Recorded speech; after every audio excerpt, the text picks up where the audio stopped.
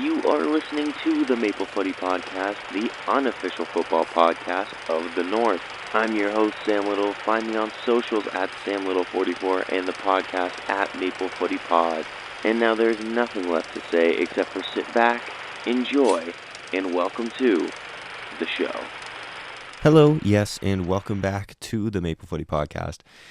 And yeah, October international break is well underway. I apologize that this is a little bit later than I would have liked. I was at the game in Montreal and spent all of yesterday traveling back from Montreal, so didn't really have time to record debrief, analysis, whatever you want to call it. So we're doing it today. So apologies for it being late, but we are still getting it out, and that's what matters. And just a quick side, if you don't follow my socials, something pretty cool happened. While I was in Montreal, as you're in Montreal, you kind of shop a little bit. And we walk into a store, and literally, Stefan Estacchio, Nico Seeger, and Jacob Schaffelberg are all there. And so that was pretty cool. Talked to each of them for a couple of minutes, just about soccer, really. They're all very nice. So in the off chance that any of them hear this, I just want to say it was really cool. And thank you for your time, because it was quite cool and made the trip that much more worth it. But yeah, all really cool guys, really nice guys. So I'll probably be biased to them for the rest of their careers. Let's be honest. But yeah, we're going to get into the Canada-Australia game where Canada did lose 1-0 to Australia. This is probably going to be, I'm not going to be super positive about it, but I'm not going to be super negative. So it's probably going to be a more positive take on a 1-0 loss that you've probably heard.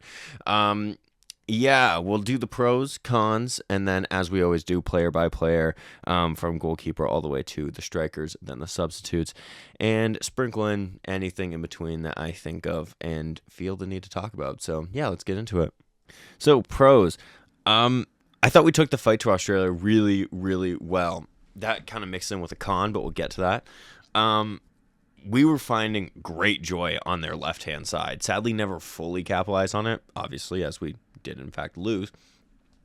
But yeah, both in the first half and the second half, most of the joy that we found really came from their left, our right. Whether it was Tajon Buchanan bombing down Liam Miller when he came on, who was the Nico Seeger.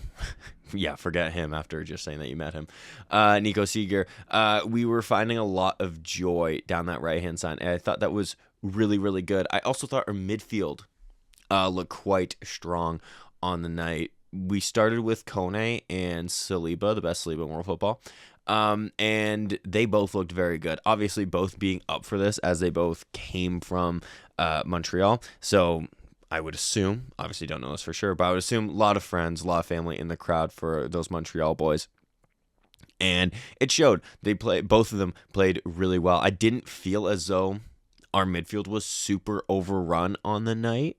I will say that much. I know I've harped on about that in the past where it feels like our midfield is kind of overrun, but it did not feel like that on this night. It kind of felt like our midfield had a good, pretty solid control on the game. Kone especially, I thought, was really good. Like, he's carrying over that club form into the red of Canada, if you will. He looked very strong on the ball, very much an attacking threat. There was the one time where he danced kind of through the defense of Australia, and then the one, I don't know which defender, I apologize, got his toe on it, and then the keeper ended up actually having to make a save on his own defender. But it all came from Ishmael Kone dancing through like 3 or 4 defenders. Very, very good stuff. That's what we need Kone to do. His tracking back, both him and Saliba, were both very good. They felt like they were really helping the defense out. I like that Saliba would kind of slot in almost as a third center back when our fullbacks would push up. So you'd kind of have Saliba drop back. I apologize. I think there's a plane flying over me. I don't know if you can hear that or not. Anyways, he would kind of drop back into that third center back slot as either Larea or Seeger would kind of push forward, which is good. You want to see that from your fullbacks, especially when you have two guys like Larea and Seeger who are both very much comfortable in doing that. And Yeah, I feel like I had another positive that I did not write down. So good job, Sam. Oh, yeah, my positive. Liam Miller making his return to the Canadian men's national team, grabbing himself a cap after over a year out. Of course, he just recently returned with Hull and has now returned with the Canadian men's national team. I thought he looked phenomenal off the bench. He looked, and I know I'm biased. I love Liam Miller. Liam Miller Hive. What's up? But yeah, no, I just thought he looked great. Probably unlucky to not grab an assist on the day. But yeah, just the way he was dancing through defenders, really making stuff happen in I think got like 15-ish minutes. He was really making stuff happen. I was really impressed by him. He's obviously, I would assume, not ready to start. But say he was healthy and he just came off the bench, you'd be going, I think he should probably start next game. Let's see what we can do for a 90. But obviously, given that he's come back from an ACL injury, you can't just throw him in. So you're definitely going to have to manage his minutes both at club and international level. But yeah, I thought he was quite good. But we'll get into the cons because sadly, we do have to be a little bit negative. Cons, I mean, the big one, we didn't win. Yeah. I thought we looked quite good for the most part, but with that being said, I also think Australia had quite the good game plan. I mean, I've never seen someone shithouse in a friendly. Alas, Australia shithoused in a friendly.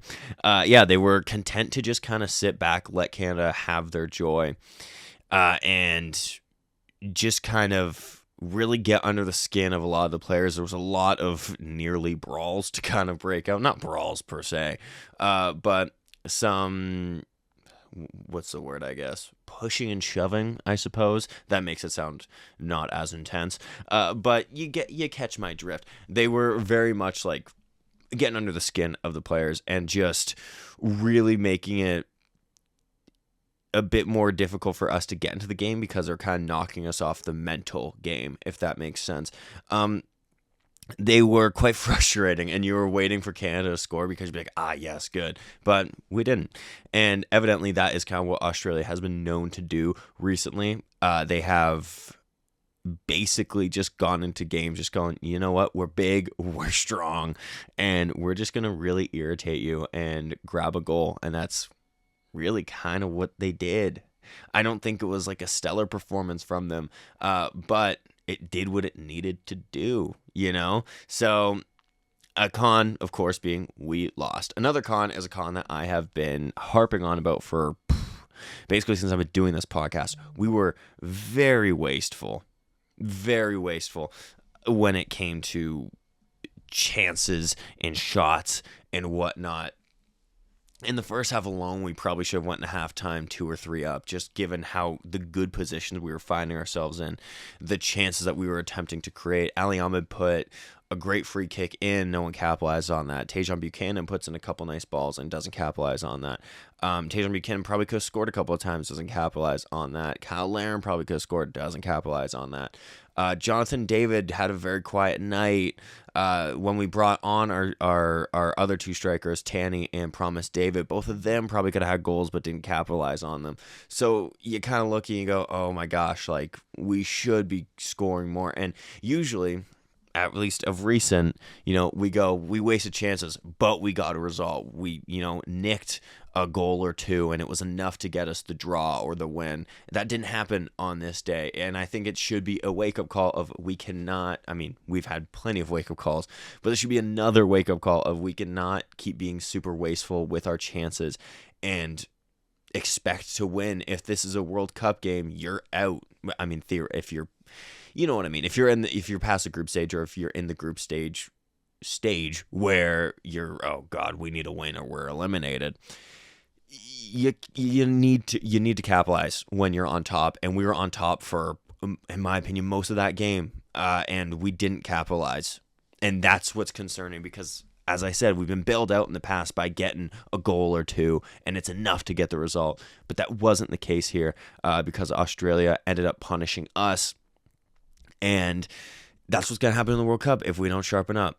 And I think it's concerning. This is going to be a bit of a side tangent. Jonathan David, if he's not scoring, I struggle to see where our goals are really going to come from. because obviously, we have good wingers, don't get me wrong, and we have good midfielder. We have guys that can still pop a goal in, but we're counting on a striker to score. That's their position. That's their bread and butter, right? Kyle Larin, as much as I've defended him, he just doesn't look like the same Kyle Larin of 3 or 4 years ago. And that's to be expected. He is getting older. He is aging.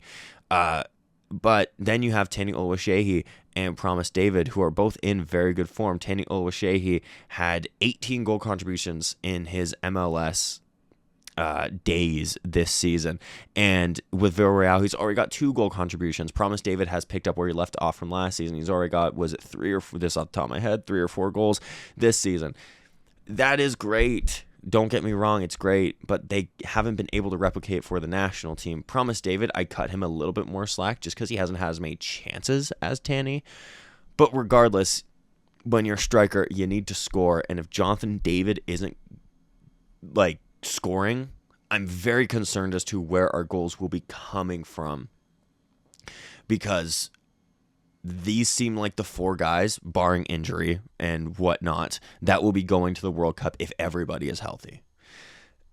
Where are our goals coming from if Jonathan David's not scoring them? And Jonathan David is going to have a target on his back from defenders in the World Cup, because they're going to know, well, is Jonathan David. He's going to score goals. We got to mark him. So that means that most likely most of our chances might not be falling to Jonathan David come the World Cup, because he will be man-marked, I would assume. I could be wrong, and I could be overthinking. I don't know. But that is my concern, is take out Jonathan David. We're relying on a moment of magic from, maybe a Tejan, an Ishmael Kone, a Nathan Saliba, whoever. We're relying on a moment of magic for them to kind of bail us out, because I don't want to say I don't have a ton of faith in our strikers, but right now I just fear that our strikers aren't converting at the rate that they should be. That is, I guess, roundabout what I'm saying here. Another con is lapse in concentration. We have seen this a couple of times, and I'm sorry, Nico Seeger, but there was a lapse in concentration which cost us a goal. And as Jesse Marsch did say, Seeger has been very good since he's come into the national team setup. He is a young player. He's also naturally a midfielder, and you would rather him do it in a friendly than at the World Cup. But I'm just saying, you need to keep your concentration for the 90 minutes. There's a break in communication. I could be wrong, but from the goal, it looks like there's a break in communication between Seeger and Defugerel, 2 of our kind of younger guys in that back line. I mean, they were the youngest on the pitch, actually, in terms of our back line at the time. But regardless, there seems to be a break in communication. I'm sure that will better communication and better maybe concentration and whatnot will come with playing more, especially together. I don't know how many times the 2 of them actually properly played together as well.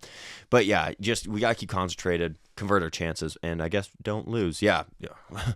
Great tip there, Sam. Don't lose, and you'll win or draw, whatever. Final con is actually for the ref. I don't know who the ref was on the night, but my goodness, he was terrible. In the stands, oh my gosh, the fans did not like him, and it was well warranted. He was not good on the day, and I would love to see a day where a ref just does a good job. But regardless, that has nothing to do with our performance. But we will get into our actual performances from goalkeeper all the way to our bench. So let's get into it. Maxime Crepeau. I was very happy that he was starting, the Canadian Buffon. I thought he was good. There was nothing he could have done about the goal, in all fairness. Like, we've kind of established who the goal was, kind of the culprit for the goal. I don't think it was Maxime Crepeau. There really wasn't much he could have done. So I don't really sit here going, oh gosh, like he cost us. I don't think he did. He commanded his box well. I thought he claimed the ball a good few times off of corners, set pieces, crosses, what have you. I saw that he didn't technically, I think it was he registered like 1 official save or no official saves on the night. I could be wrong there. Actually, I have the stat up. I can pull the stat up. Yeah, he registered technically 0 saves. Regardless, though, he claimed the ball well when crosses came in, when the set pieces came in, what have you. And maybe I'm imagining this, but I could have sworn there was a time where he did tip the ball over the bar, which would count as a save, unless I'm making that up. Whatever, doesn't matter. I thought he was good for what he had to do. Goal wasn't on him, and I still think he should be our number one. But right now, it seems like we're gonna be pitter-pattering back and forth between him and Dane Sinclair until the day of the World Cup itself, unless someone else announces themselves on the Canadian world stage, if you will. But yeah, not a whole ton to say on the Canadian Buffon. Quieter night for him, really. Let's move into our defense. We'll start with our left back, Richie Lurea. I love Richie, man. Like, this was, I feel like I always say the same thing for Richie as well. It was like a typical Richie game. He looked good in defense, looked good in attack, and just played with the passion, was getting under guys' skins, was always at the scene of the crime, per se. If there was a foul or someone was getting lippy, who was the first guy there to back up one of our boys? It was Richie, and you gotta love it. That's the type of player that you just fall in love with. That you go, yeah, like, I'm glad he's on our team. But yeah, I feel bad because I feel like I always say the same thing about Richie, but it was a good performance from him. I honestly, outside, and this is going to be a stupid statement, outside of the goal we conceded, I thought across the line, our defense was really good on the night, outside of the one really moment of madness. But yeah, Richie, I don't have anything fresh to say about him. I'm sorry, but just thought it was a typical Richie performance. Moving over to his fullback counterpart, Nico Seeger. We've already talked about the goal itself. Yes, he is culpable. He is the culprit for it, sadly. But once again, I still rate him extremely highly. He hasn't really put a foot wrong since coming into the national team. I wouldn't look too much into this one. I just think it was a lapse in concentration. It happens. And, that reminds me. Going back to Maxime Crepeau. Love the fact that after the goal went in and we conceded, Maxime Crepeau didn't start like giving shit to Nico Seeger. Instead, he quickly ran up to him, gave him like a little high five, pat him on the back, just as like reassurance of like, it's all good, man. Like, it happens, which kind of just shows you, one, the type of player and guy that Maxime Crepeau is, and two, the type of bond that I think these players kind of have with each other. Like, yes, they will hold each other accountable for sure, but they're also gonna try and lift the other guys around them up, which I think is good and kind of speaks to the type of team that we have, which is important to me. But yeah, Seeger, outside of that, I thought was very good on the night. He was bombing down the wing. He was able to kind of step into the midfield, like when Saliba would step back. And that's where I think you see Seeger really thrive, is when he steps into that midfield. I really want to see him consistently play in the midfield. But right now, with Alistair Johnston out and Alphonso Davies out, we don't really have our two main fullbacks in. So, of course, we're going to have people stepping in for them. And Seeger is filling the role really well, I think. He understands it. He was getting himself into dangerous positions. And yeah, like I said, really enjoyed watching him stepping into the midfield because I think that's where you really see the player that Seeger can be. You just see him on the ball. His technical ability, I think, is maybe some of the best in this. Not even maybe, it is some of the best in the squad at the moment. I just think he is that good. So yeah, outside of the goal, I actually thought Seeger had a good night. Our center backs, Derek Cornelius. I said in the squad breakdown, this feels like with 3 of our 4 main defenders out, this feels like it's Cornelius's defense at the moment, and I still think he's stepping up very well. He really didn't put a foot wrong on the night. Really locked up shop for the most part. Can't really think of a time where he really struggled, honestly. Now, I also did watch in person. I didn't rewatch it on TV or nothing like that. I watched the highlights back again, but I can't really think of a time where he really struggled. I love about Cornelius is how calm he looks on the ball. Like, he wants the ball, and the way he's able to spray passes, whether it's a guy 5 yards from him or a guy down the field, and he's going to lob it over Australian players and find, say, a Tajon Buchanan, an Ali Ahmed, what have you. he's willing to do that. And yeah, just defensively as well. The most important part of being a defender, defending, he looked very good on the night. He got pulled off in the, was it like 60-ish? 70th, really. And I think he looks good. For me, if everyone's healthy going into the World Cup, he should be our starting center back, him and Bombito. I've made that very clear. But speaking of Bombito, the man filling in for Bombito, Joel Waterman. I thought this was Joel Waterman's best performance in a Canadian men's national team shirt. I know I've been a critic of Joel Waterman. I will not shy away from that. But I have also given him his flowers when I think he has deserved them. And this calendar year, when he has been playing for the national team, I think he's been good. The Canadian Shield, he looked good. The Gold Cup, when he was called upon, he looked good. And here, he looked good. Once another guy that played a long time in Montreal as well. So once again, sure, you have probably friends and family here, which is always nice for these guys. And I thought he looked good. Kind of like Cornelius. He didn't really put foot wrong defensively. He actually made some big stops as well. Made some nice tackles. Looked like he might have had an injury concern early on, but shook it off, which is always good. You don't want to see anybody go out with injury. And kind of like Cornelius, looks very comfortable on the ball, looks comfortable with the ball at his feet, looks willing to kind of absorb the pressure, much like Derek Cornelius, of a high press from a team, and be able to kind of still spray a nice pass. And yeah, I just thought he was very good on the night. He looked defensively sound, and yeah, I don't have much to say past the defense. I kind of called them out for what I thought that they did wrong, i.e. the goal, and outside that, I thought they looked good otherwise. So yeah, I don't know if you disagree, let me know, but I truly don't think they were that bad on the night. But yeah, we'll move into our midfield here. Starting on our left-hand side, Ali Ahmed. He's just looking so good right now, isn't he? Both at club level and our national level. He is making a strong claim to be our starting left winger. Because he really does look quite good. What I like about Ali Ahmed is how direct he is.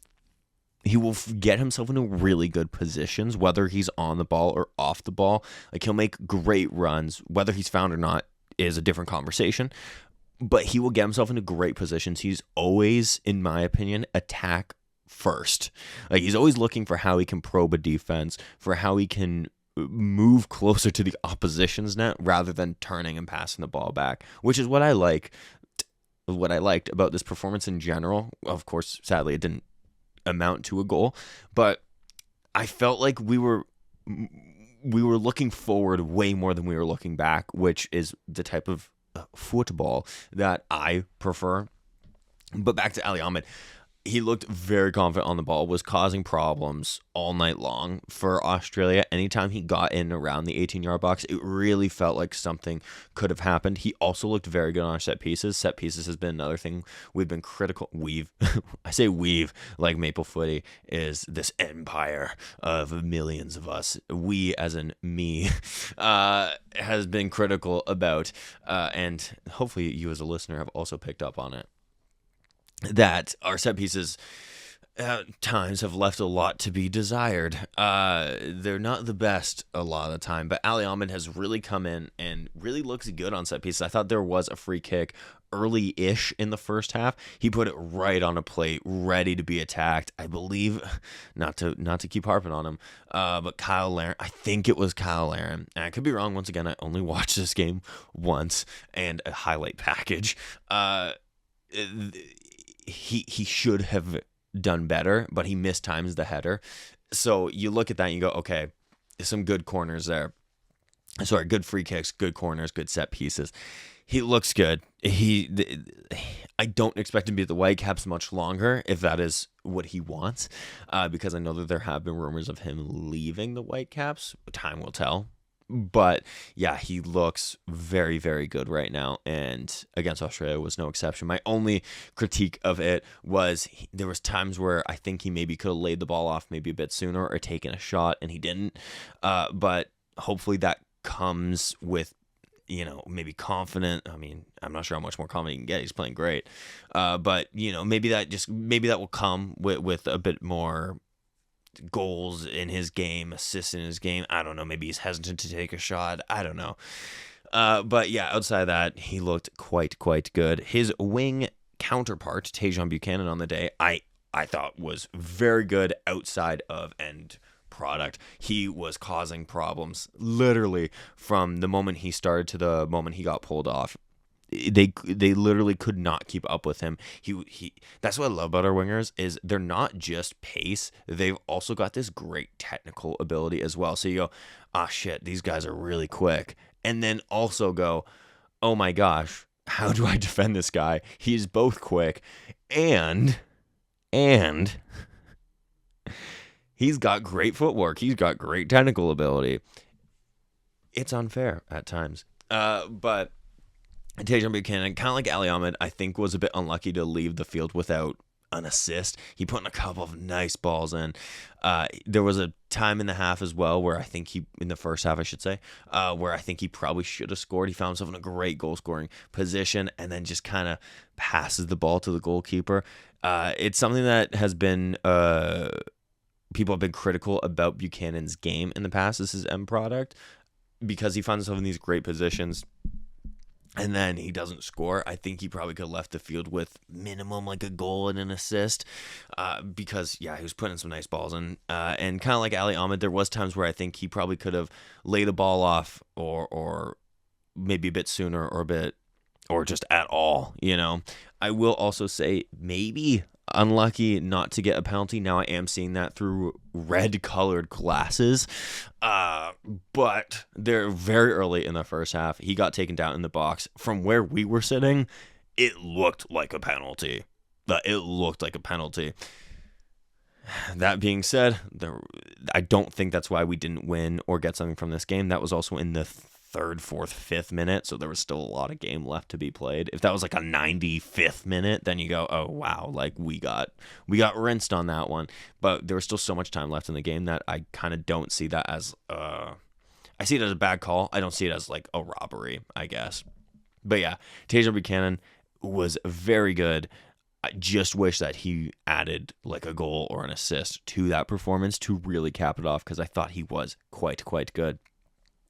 Moving into the center of the park, we've kind of already talked about these two a little bit in the pros category, but we'll talk about them again because I love talking about the best Saliba in world football, Nathan Saliba. He's really come on this year quite well, both obviously with club Anderlecht and at the international level. He looks great. I'm so glad that Jesse Marsh is really putting the trust into him because I also think it's important to have competition in these spots because, you know, we have a talented midfield between Saliba, Kone, Eustáquio, Chouanier, Osorio. I believe that's all the center midfielders we brought off the top of my head. But yeah, and then, you know, obviously guys that weren't even called as well. But the guys that are there, they're all quality players, and it's good to see them each kind of pushing this competition, which is good to see. That's what you want to see. And yeah, Saliba, I think this has been, if last year was like his breakout year, this year is like I've kind of arrived kind of year, you know. He wasn't really called a whole ton to the international setup last year, but still won the Canadian Young Player of the Year, which was fully deserved. He had a great year. And then this year, Jesse Marsh has really decided to put some faith into him. He's really, since the Canadian Shield and Gold Cup cycle, it feels like Saliba has been properly a starter for us. So I would love to see that continue because he does so much, both in the attack. He had a couple shots on the day. One of them I just thought was going in. The other one was quite ambitious. But regardless, the one I was like, oh, shoot, like that would have been a great goal. He took it first time, just has it. What you love to see. Just doesn't go in, obviously. But yeah, just his I think his IQ is also great. As I kind of alluded to earlier, the way he would drop back when a Seager or Lurea would push up, and he would kind of drop back into defense to, you know, be a third center back essentially, to help prevent a counterattack if it was to happen, to also be an option if they need to turn back and pass it to one of the center backs. I think it's great to see. It shows even though he's only, was he 20 or 21? One of the two. Even though he's still quite young, he's kind of showing that football IQ. And yeah, he's just a very fun central midfielder to watch. The only thing I will say, a little bit stronger on the ball. I think that will come with age and just playing all the time. There was a couple of times that he was kind of bodied off the ball a little bit easily, but also the Australian men's national team are quite big boys. But regardless, yeah, that as a central midfielder, you kind of need to have that strong, I guess the strong balance, is that the right word? I guess we'll go with it. And yeah, I think that will come. And if that's my only critique from his performance, I'd say it's a pretty good performance. I thought it was very good. I've absolutely loved watching the best league in world football really come into our national team and really, really making a claim for him to not only come to the World Cup, but to be a starter for us in the World Cup. His partner on the day, Ishmael Kone, probably our man of the match. Definitely in that first half. I thought he was really, really good in that first half. And he's just so much fun to watch. Like he really is. On the ball, he looks great. Off the ball, he looks great. His distribution, I think, is getting better and better as well. Not that it was ever bad, per se, but it's really starting to get better, which is making him more complete. I do just think something seems to be a common theme for a lot of our players. His final decision making just needs that little tweak and improvement, and I think we're really gonna see the player that Ishmael Kone can be, because he'll kind of get into a really promising position and kind of look like he doesn't know fully what to do. Not know what to do, but he kind of looks like he, for lack of a better term, know what to do. Obviously, he knows what to do, but maybe doesn't know which one to choose. Should I shoot? Should I lay it off? Should I keep dribbling?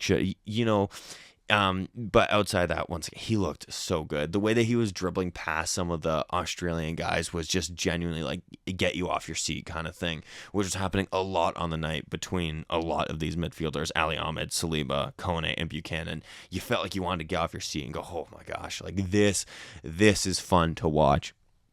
Now, if we start adding goals and everything, it's going to be even more fun to watch because everyone loves celebrating a goal. But yeah, Ishmael Kone, a proper performance. He's looking very, very good right now. I hope that with his club, it continues, because I've long maintained we've seen the ability with Ishmael Kone. We've seen what he is capable of, but we just need to see the consistency. And if he can get it at club level, I truly think we're going to be seeing a very, very, very good midfielder for years to come if he can find the consistency at club level. But yeah, I thought our midfield, outside of, I guess, not scoring at times, was quite good. We'll move into our strikers. This might be quite short because they were pretty non-factor for most of the game. Jonathan David, we'll start with him. I believe I said last international window, I can't remember which game it was, whether it was Romania or Wales, whichever one it was one of them where I had said it felt like his most uninfluential cap under Jesse Marsch. And I think this one might have been, I can't really name you something that Jonathan David did on the night, which is not good, because most of good that flows through our attack flows through Jonathan David. So if he's not having an influential game, then that doesn't bode well for us, and evidently it didn't, because we didn't get a goal on the day. I don't have a whole ton to say about it, because he didn't really do much. He was kind of occupying good positions, I'll say that, but he was either never really found or never really found, because there was times where he was an outlet for players, but he was just so swarmed by Australians, or he just was a non-factor completely in plays, which, as I said, is not good. And I think that we're going to have to get a plan B to Jonathan David, because I expect that to be his World Cup, sadly. I just think that he's going to get marked out of games because they know his quality, they know how good he is, and they know how important he is to our attack. As I just said, I think most of positive that flows through our attack flows through Jonathan David. So if you take him out of the attack, out of the equation, you need a plan B. And I think we need a plan B, and we need to find one really quick. And the problem is, I just don't think I don't. It's not a slight to any of our other players that play striker. We just don't have another player on the level of Jonathan David. And as I don't mean it as a slight, but Jonathan David is, in my opinion, one of the best players in the world at the moment. I know he's having a rocky time at Juventus right now, but regardless, I just genuinely rate him so highly at the moment, especially for Canada. I just think we really need to look at plan Bs to Jonathan David. Not to say never start Jonathan David. That's not at all what I'm saying. Start Jonathan David. If Jonathan David has one friggin' leg and a dream, start Jonathan David. But we need a plan B to Jonathan David for when he is marked out of a game, because it's happening now. The teams are now realizing, okay, like if we get Jonathan David, I think we might be able to get something here, And that brings me to Kyle Larin, his partner on the day, at least to start the game. Kyle. I have been a defender of Kyle on this podcast, and I still will defend him, but I'm not naive enough to say that he has not lost a step or two. He's not as influential as he was. His hold-up play isn't as great as it was, and he's not as clinical as he once was, because he used to be able to rely on like a Kyle Larin goal to maybe bail you out at times, and it didn't happen here, and it hasn't happened since the Panama game back last October. I believe that was his last international goal for us, and his only international goal under Jesse Marsch. Now, on one hand, I like that we're starting Kyle Larin, because hot take here, and that's not sarcastic. Hot take, I haven't seen enough in Tane Oluwaseyi or Promise David at the international level to go, they should be starting over Kyle Larin. Tane Oluwaseyi, as I've said before, he occupies great positions, does like most things right until it comes to scoring a goal. And I think his hold-up play, even though Kyle Larin's hold-up play wasn't as good as it was, I don't think Tane Oluwaseyi's hold-up play is up there with Kyle Larin's at the present moment. And then Promise David, I just don't think we've seen enough of him to really see him as a starting striker at the moment. If we're based on club form, then yes, absolutely. But also mixing in what he has done at the international level, I just don't think we've seen enough from him to say that he should be the starting striker. I know this is a hot take, 100%, and I totally understand if you disagree. But I can understand. My point here is I understand why Jesse Marsch is starting Kyle Larin still. I just don't think we have a guy that can partner Jonathan David at the moment and do even half of what Jonathan David can do. And I think that's where Jesse Marsch's probably headache is coming from of, okay, who do I start here? Because none of these guys are showing me that they can take this and run with it. All three of them, like Larin, Oluwaseyi, and Promise David. Maybe time will tell with the next few international breaks. He might experiment, tinker a little bit, but we're kind of rapidly approaching this World Cup. We need to find someone that can partner Jonathan David and step up when Jonathan David is finding it difficult to operate. So we'll have to wait and see. But yeah, that's kind of how I felt. I guess that kind of looped in all the strikers there, but that's kind of how I felt about Kyle Larin in general. I just feel like he's lost a bit of a step. I understand why he is still starting. I know that is a very hot take. But that being said, he also needs to show why he should still be starting. I understand why he is, but he needs to show why he should be starting. He needs to either start racking up goals or assists or doing something to go, okay, I see it, because on this day, both him and Jonathan David really, really found themselves struggling. All right, with that being said, let's move into our substitutes here as I look at the clock, and we're already clocking up 39 minutes. We'll kind of go through the subs real quick then. How about it? In the 63rd, all of our changes were actually double changes. But in the 63rd, Promise David came on for Kyle Larin and Jacob Schalberg came on for Ali Ahmed. As I kind of already alluded to, I wasn't super impressed by Promise David. That being said, at club level, he is having a great season. But yeah, I just thought he had a couple of chances he should have scored. He should have left this game with minimum one goal. he should have scored, and I'll leave it at that because I just harped on our strikers for a little bit. But yeah, I think Promise David definitely should have left this game with a goal to his name. Jacob Schaffelberg, I thought, looked very good when he came on, making great runs, as we expect from Jacob Schaffelberg, really utilizing his pace. And this is where I think Jacob Schaffelberg thrives, is off the bench for the last 25, 20, 30 minutes to run against getting tired late, because people can't keep up with Jacob Schaffelberg. He is just that rapid, and he was putting in some nice crosses. He's another one that probably maybe could have left this game with a goal. Later in the match, Liam Miller put in a great ball for Jacob Schaffelberg, and Jacob Schaffelberg just didn't score. The keeper made a good save. But yeah, I thought he looked very positive coming on, and this is the role I think Jacob Schaffelberg really, really thrives in, coming on against the tired legs, running against them, and really, really, really probing at a tired back line, because people can't keep up with him at the best of times. Now he's coming on fresh against tired legs. It's just what he can do. Do you know what I mean? And yeah, I thought he looked good off the bench, and those wing positions are really looking congested at the moment. That's another headache for Jesse Marsch, I think. Who can be our starting wingers? Because at the moment, a lot of our wingers are really showing why they should be starting wingers. In the 68th, just 5 minutes later, Chouanier and Defougerol both came on. Chouanier came on for Nathan Saliba. Both of them got a standing ovation, rightfully so. Both former Montreal boys.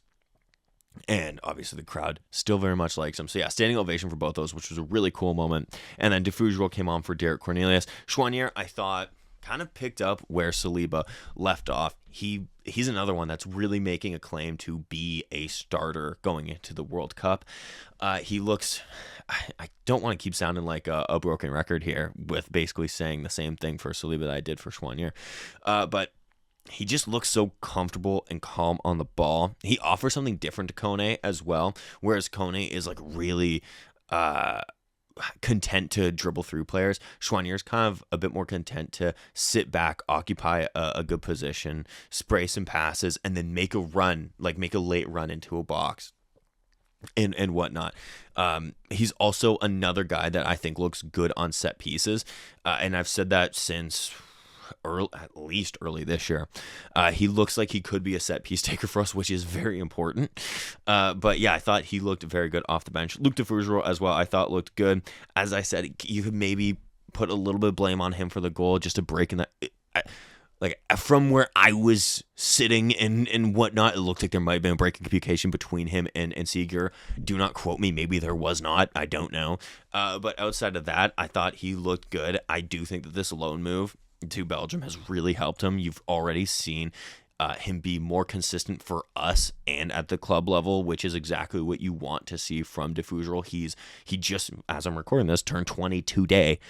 So he's still young, still some development to do, but you are starting to see that development pay off. And Jesse Marsch really invested into Defougerol early, and I think we're seeing that kind of slowly but quickly pay off. But in the 77th minute, the Hive was buzzing because Liam Miller was back. And I'm going to sound extremely biased here. I'm not even going to front. I thought he looked phenomenal. He didn't look like he missed a step. Disagree with me all you want. I'm not even going to entertain the conversation. I thought he looked great off the bench. Oh man, this is why I love Liam Miller. He's so direct, so willing to take guys on. The way he was dribbling around guys and just taking guys out of a play, putting in a great ball, really just looking so confident. You'll love to see. As I said, if we weren't managing his minutes, I would be saying start Liam Miller next game. Let's see what he can do from the off.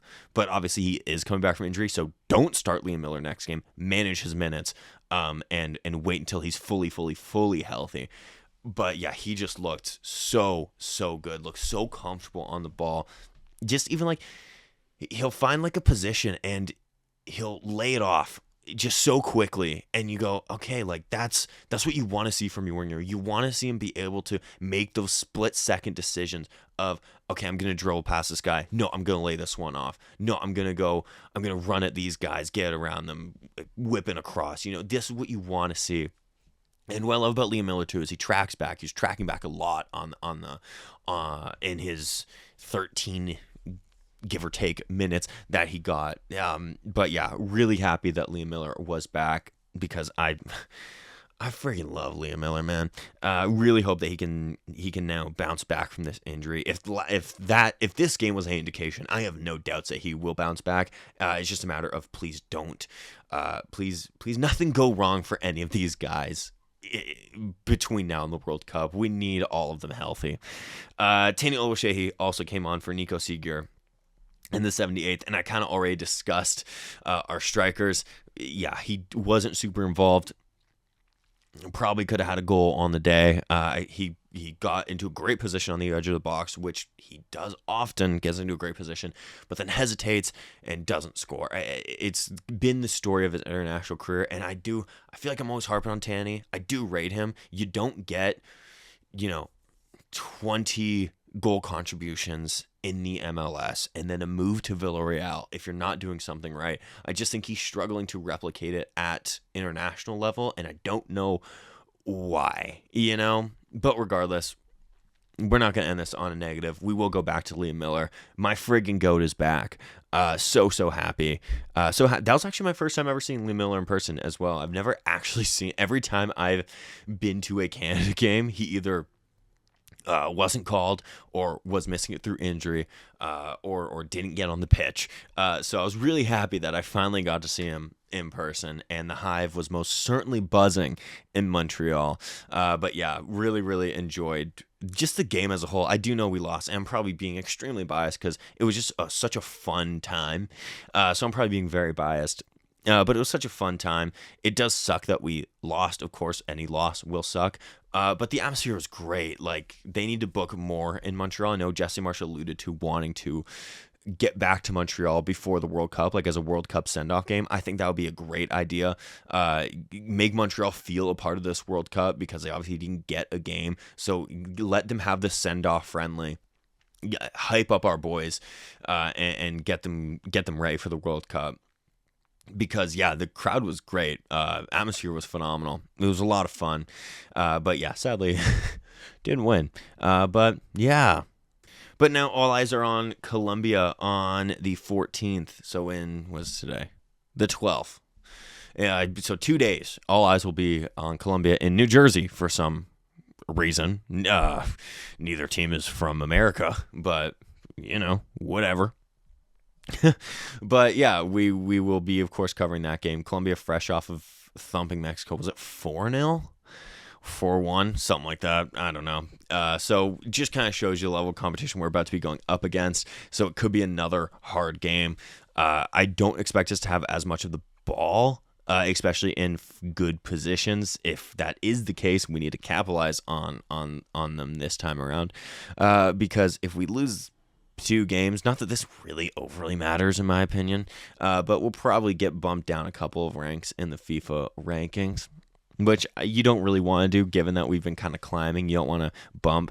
Not that it's like do or die. Like we need to rise up more. But it is nice to be like, oh, we're a top. Right now we're a top 30. It'd be nice to go, well, we're a top 25. We're top. We're 21st right now. Like that would be nice. Not that it overly matters, but it kind of does. But yeah, we will of course be covering the Colombia game. I want to see some rotation from I know that he wants to win this one. I mean, if you're not playing to win, then what's the point of playing, even though it is a friendly? But I would like to see some rotation, just give other guys a chance. Maybe he's already confirmed St. Clair will be starting and Estacio will be starting. And I think he also confirmed Kone will be starting, so that's already 3 right there. I would start a different back line. Not that these guys did bad, because I don't think they did. I would see, what can Kamal Miller still offer us as he has stepped into the squad? What can a Jaden Nelson offer us? Let Luc de Fougerolles start from the get-go. Jacob Schalberg, let's see what he can do. Jonathan Osorio, I know this game means a lot to Jonathan Osorio given that he has Colombian heritage. What can Azorin Bassong do? Let's see what they can do. Give Promise David the start. See what he can do from the get-go. Let's see. Maybe he's one of those players that operates better from the start than off the bench. I don't know. It's worth giving it a shot, though. That's my opinion. What Jesse Marsh does is what Jesse Marsh will do. And I will still watch it and still cover it and still cheer the boys on because, that's what we do around here. But this will wrap up this episode. So thank you for listening. I hope you enjoyed it. I know I was probably a bit too positive for a loss, but who cares, man? I had a fun time, so we're just going to leave it at that. But yeah, I hope you enjoyed. Listen to past episodes. Listen to the squad debrief if you haven't already. Check out my thoughts on this current Canada squad. Check out the interview I did with Zane Bruno as well, and maybe check out the other interviews I've done with some Forge players. A lot of fun things happening, and I look forward to the Colombia game, so I hope you do too. And until next time, cheers, everyone. And that was your Maple Footy podcast. Thank you so much for listening. Check my socials for any and all future updates. Remember to support Canadian football, be kind, and until next time, live, laugh, little.